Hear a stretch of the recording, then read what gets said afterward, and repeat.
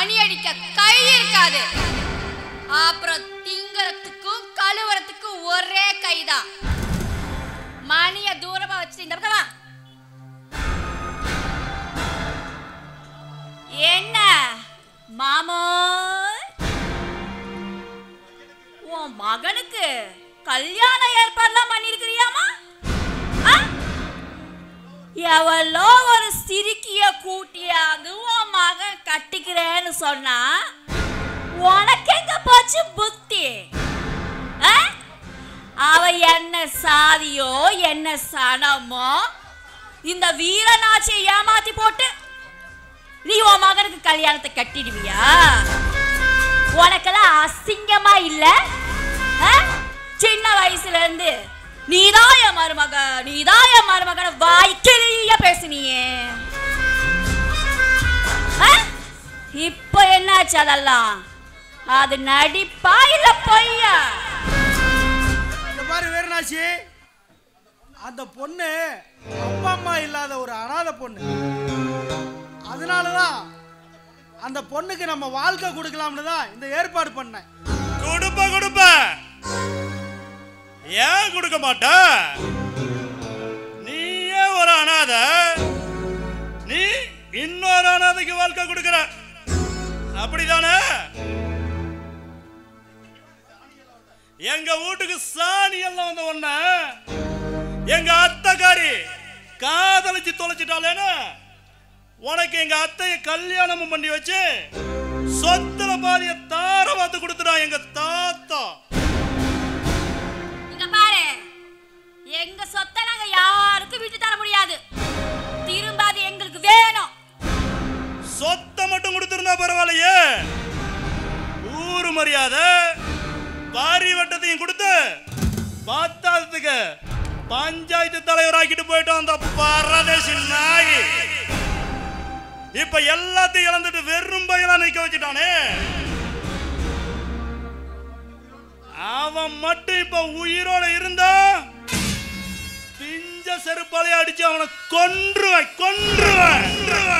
இங்க பாரு மாமோய், மாமா மச்சனுக்குலாம் சொத்தாளி கொடுக்கிற அளவுக்கு நாங்க ஒன்னும் விதியத்து போகல, சரியா? மறுபடியும் உன்கிட்ட இருந்து எல்லாத்தையுமே புடுங்கி என் வீட்டு மாட்டு தொலைவுல உள்ள சாணி எல்லாம் வைக்கல. எங்க அப்பா சின்ன சமைக்க நான் போறக்கலையா? மாமாய், இந்த வீரனாச்சி இருக்கும் போது உன் மாமன் வேற எவ கழுத்திலையாவது தாலி கட்ட நினைச்சா தாலி கட்டிக்க வரையவருக்கு கழுத்து இருக்காது. தாலி கட்ட உன் பையனுக்கு கை இருக்காது. அந்த பத்திரிக்கை கட்ட எடுத்துட்டு போய் மாரியம்மன் கோயில்ல பூக்குழி ஒன்ற இடத்துல போட்டு எரிச்சிட்டு வந்துடு. போ போ போ போ போ. ஆமா, ஏ மாமா, உன் பையனுக்கு உன் வீட்டுல இருந்து கல்யாண மண்டபம் வரைக்கும் சாரட்டு வண்டியில கல்யாண ஊர்வலம் நடத்துறியாம கேள்விப்பட்ட. இங்க பாரு, உன் மகன் பக்கத்துல நான் உக்காந்து வந்தாதான் அது கல்யாண ஊர்வலம், இல்ல உன் மகனோட சவ ஊர்வலம்.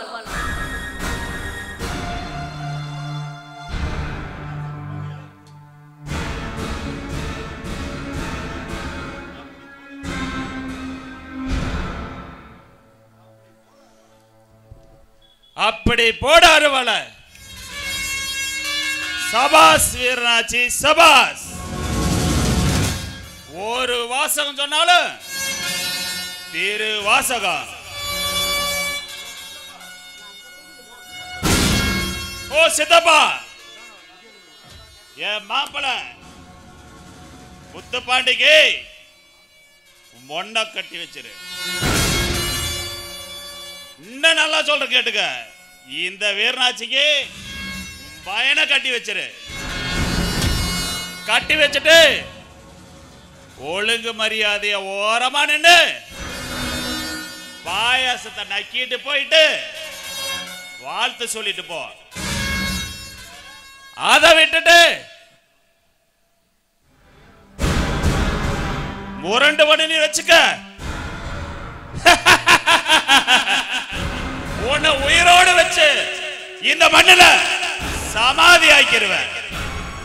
மண்டை இருக்கிற இடத்துல அந்த மரத்தை நட்டுட்டு போயிருவேன். ஜாக்கிரதை. சித்தப்பு நல்லா கேட்டுக்க, நல்லா கேட்டுக்க.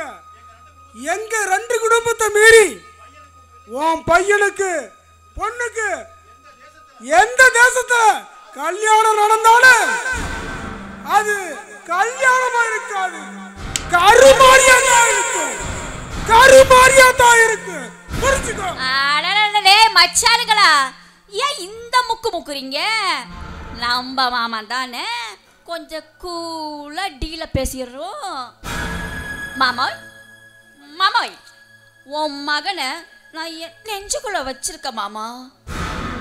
எனக்கும் உன் மகன் கண்ணனுக்கும் தான் கல்யாண ஊர்வலம் நடக்கும்னு நீ அந்த முருகனை வேண்டிக்கோ, சரியா? கூடிய சீக்கிரமே நடக்கணும்னு. அச்சோ, ஐயோ கல்யாண மாப்பிள்ள மாமாவை வேற கண்ணனு பேரை சொல்லி கூப்பிட்டுட்டேனே, எனக்கு வெக்கமா இருக்கு. சீ போ மாமா. ஏய் இங்க பாரு மாமோய், என் கையால உனக்கு வாய்க்கரிசிய போட வச்சிடாத. அச்சோ, அது ரொம்ப பாவம் இல்ல, சாமி குத்தம் ஆயிடும்ல, புரியுதா? நல்லா யோசனை பண்ணிக்கோ. ஒரே விஷயம் சொல்றேன், அரிசியை கையில வச்சுக்கோ. அதை அச்சதை போடுறதுக்கா இல்ல வாய்க்கரிசிக்கான்னு நீயா முடிவு பண்ணிக்கோ.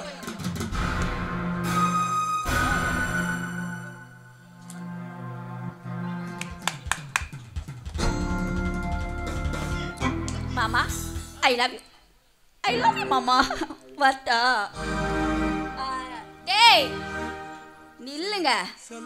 அந்த பத்திரிக்கையெல்லாம் நல்லா எரிச்சிடணும், கருன்னு ஆயிடணும்.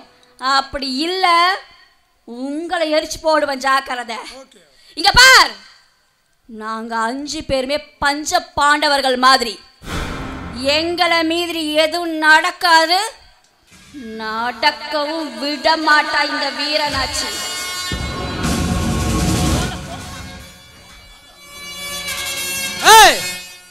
இல்லைங்க,